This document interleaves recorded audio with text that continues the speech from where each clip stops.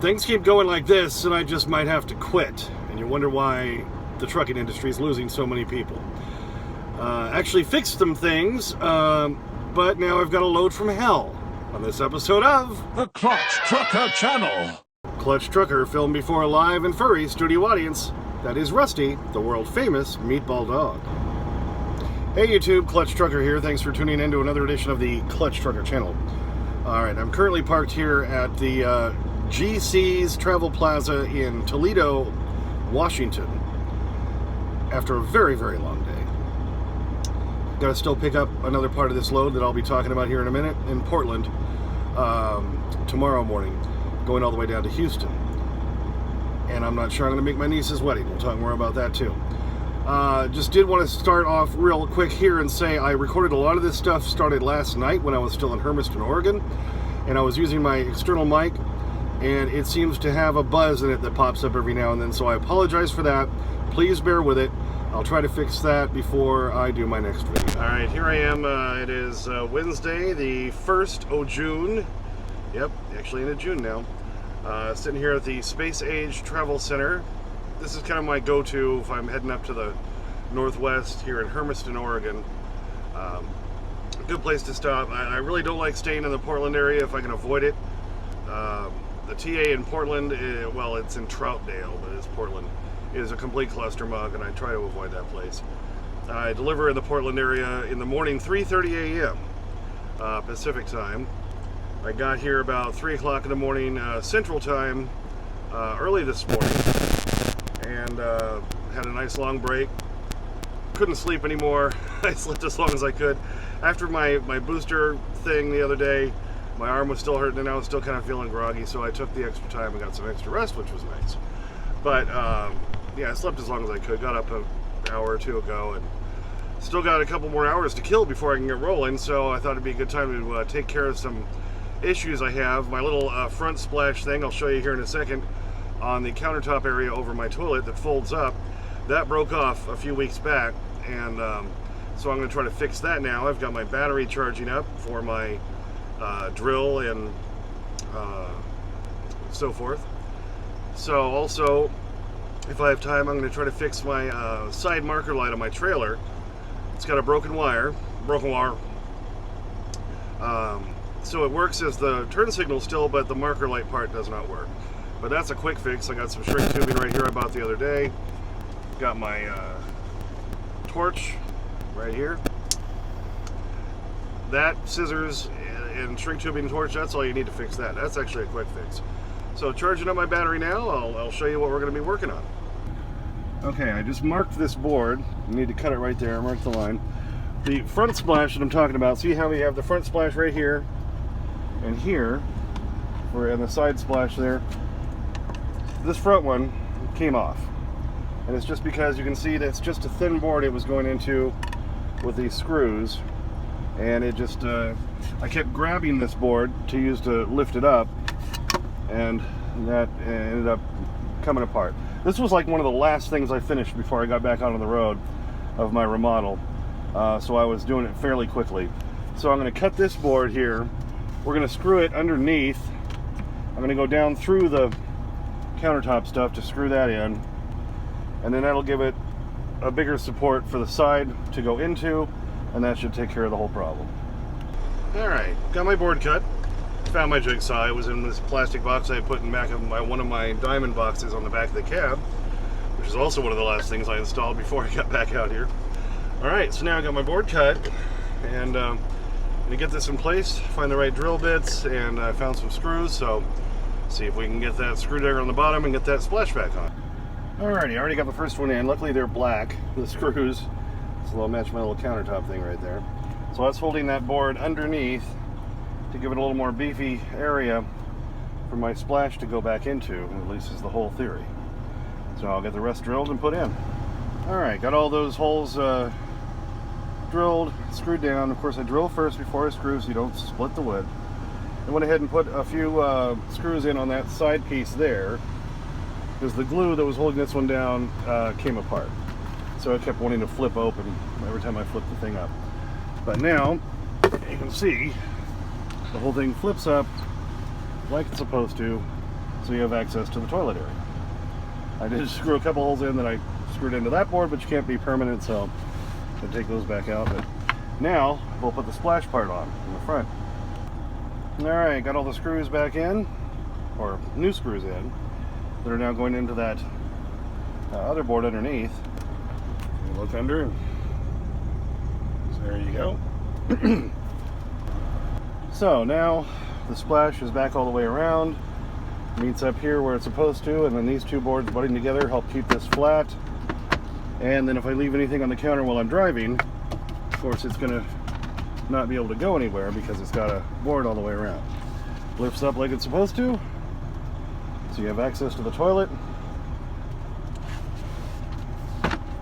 So there you go. Got that little fixed. That's why I always bring all my tools, baby. Well, like I just said, that's why I bring all my tools with me, and I knew there'd be a few things I'd have to fix here and there. That was one of them.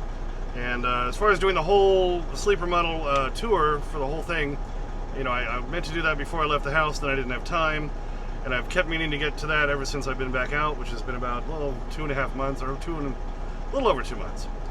But I wanted to fix things like that.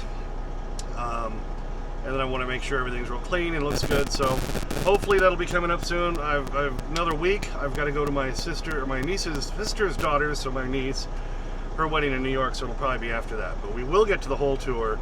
For those of you who have been scoring at home wondering, when are we going to do the whole tour of the whole sleeper model? Well, I also wanted to make sure my leak issue is fixed. I've still got a little bit of a thing to deal with on that. I thought I had it completely fixed.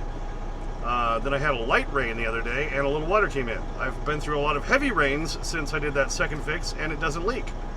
So I'm trying to figure out where that's coming from. I actually think it may be on the cab of the truck itself, where I put a screw or two in for the fairing.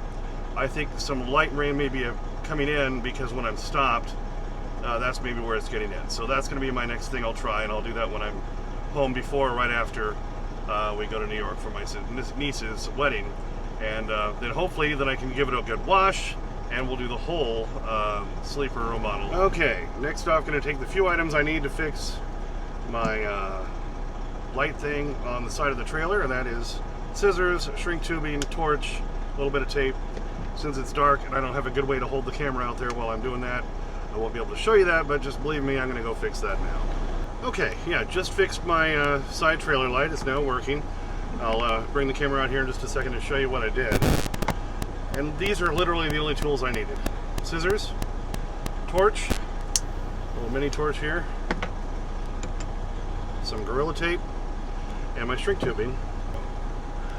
There's this kind, there's the black kind. I just bought a piece of this at the Petro down in Dodge City, Alabama a couple of weeks ago, and just cut off a little piece.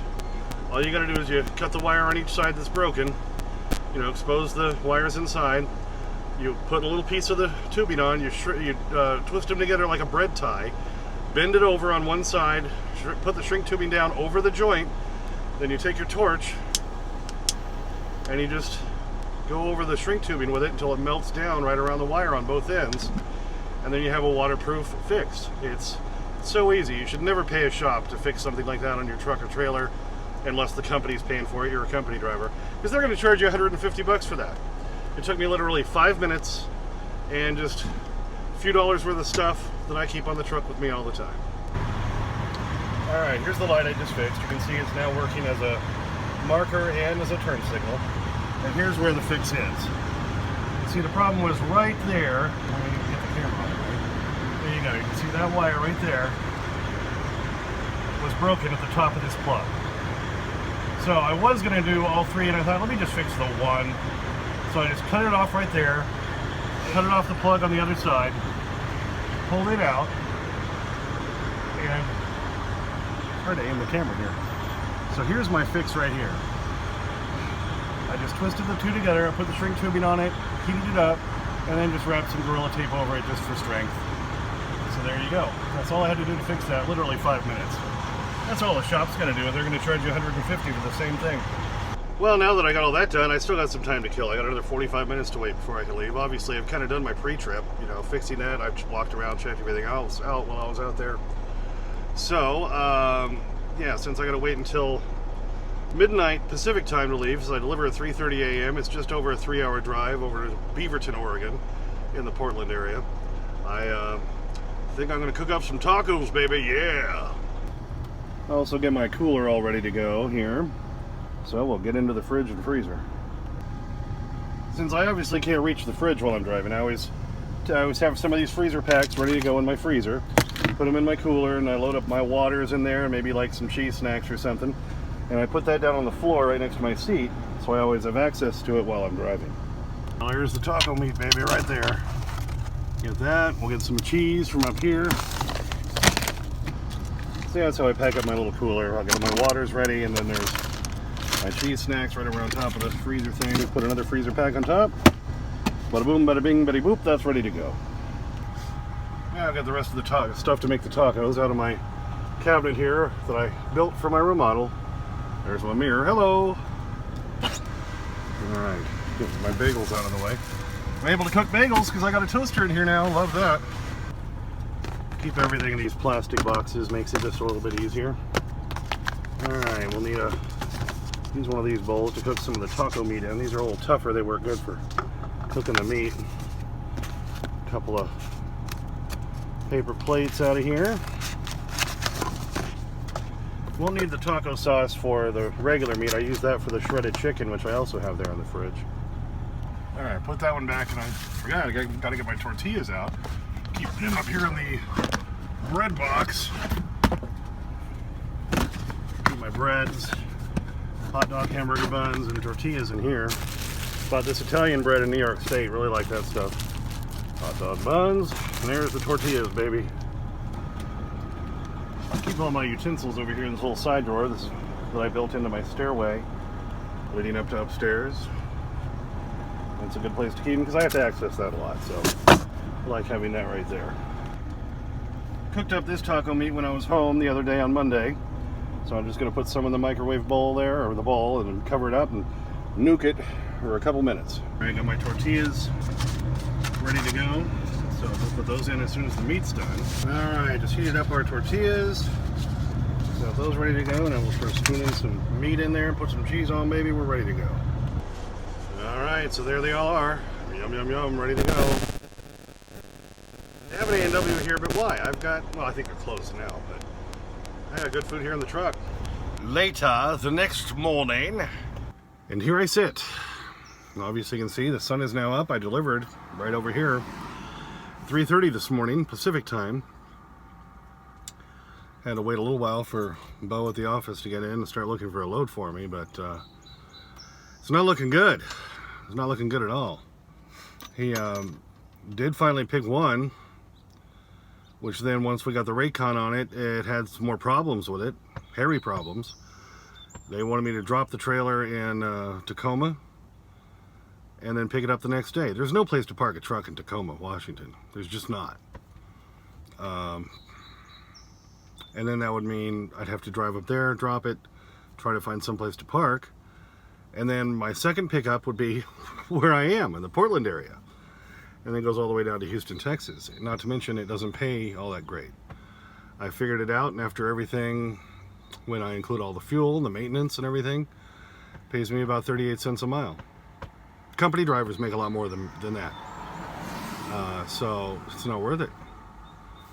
Going to Glamorgan, Alberta. Oh, hush, Carmen. He's trying to find something else for me. So he said, in the meanwhile, just stay put. Well, I am.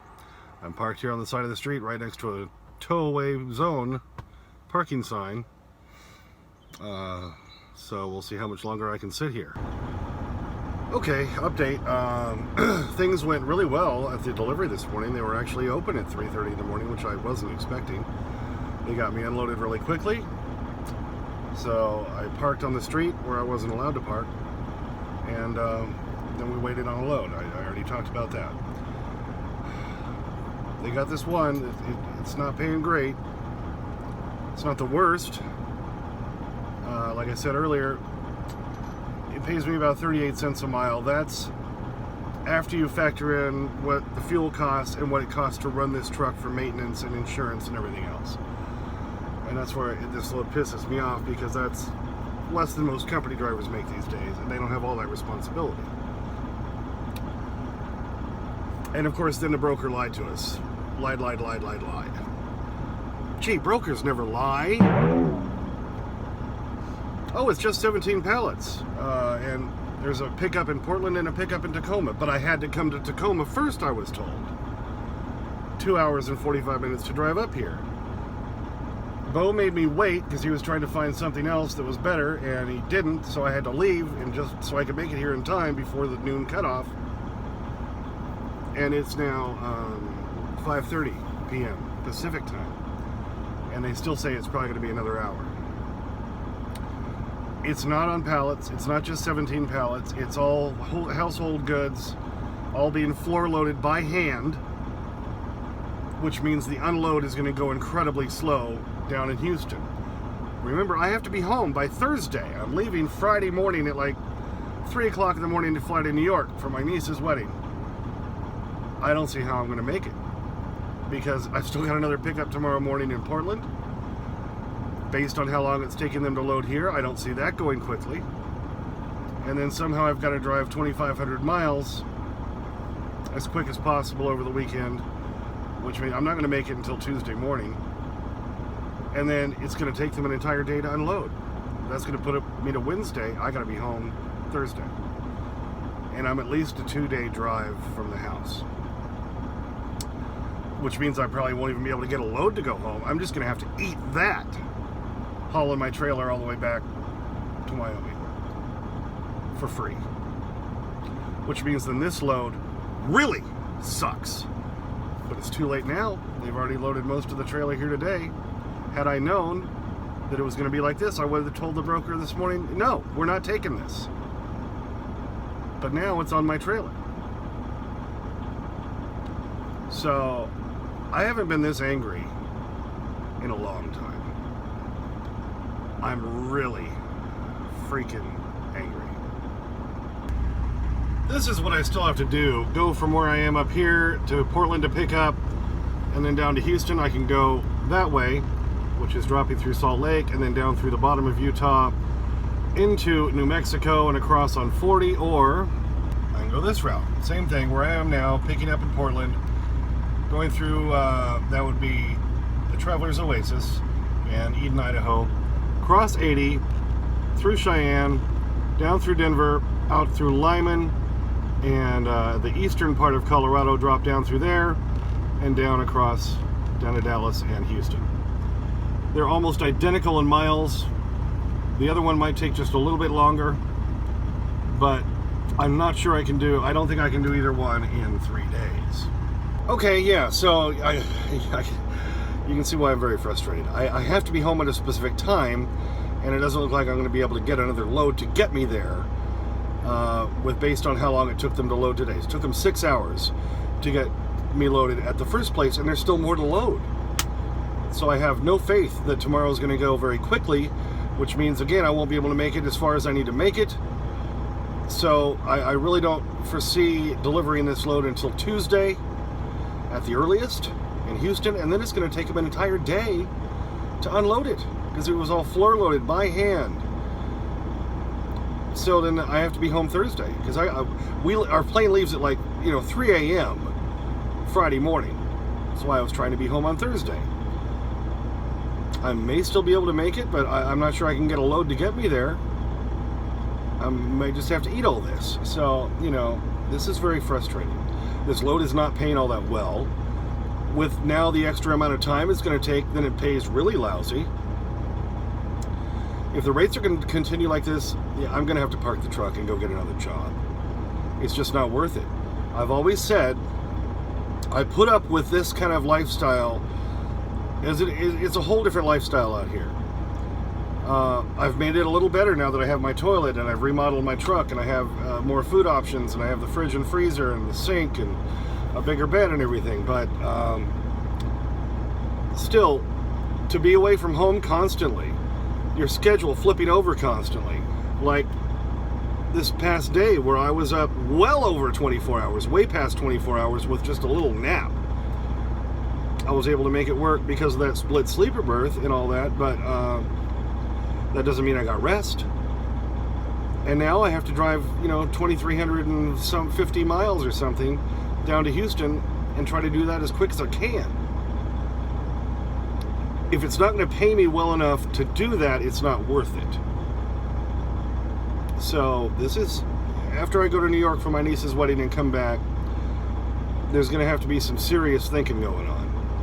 If the rates are going to continue to be this lousy, I don't know what morons out there are taking these really cheap loads. Some people are taking loads for $1 a mile. That doesn't even pay your fuel. I don't get it. If it's going to continue to be this way, I'm just going to have to park the truck and go get another job. And you wonder why so many people keep leaving the industry. Anyway, this is where it's good to have a dog with you, because I got so angry today. And of course, then I'm screaming and yelling, and poor Rusty goes and hides, and he thinks I'm mad at him. But, then the dogs can bring it down a little bit, because then he's looking at me like, what's wrong? Why are you so mad? Are you mad at me? And no, I'm not mad at you. It's just been a lousy day, and it's going to be a lousy next few days, and I'm not even sure I'm going to make it to my niece's wedding at this point. So, but you're a help, Rusty, and I do appreciate it. Well, thanks for tuning in. As always, please subscribe, please like and comment. Make sure you ring the bell for notifications so you know when the new videos come out. There's Clutch Trucker on Instagram, Clutch Trucker on Twitter, and as always, sniff that magic YouTube fairy dust. Clutch and Rusty, out. Everyone is special, Dash.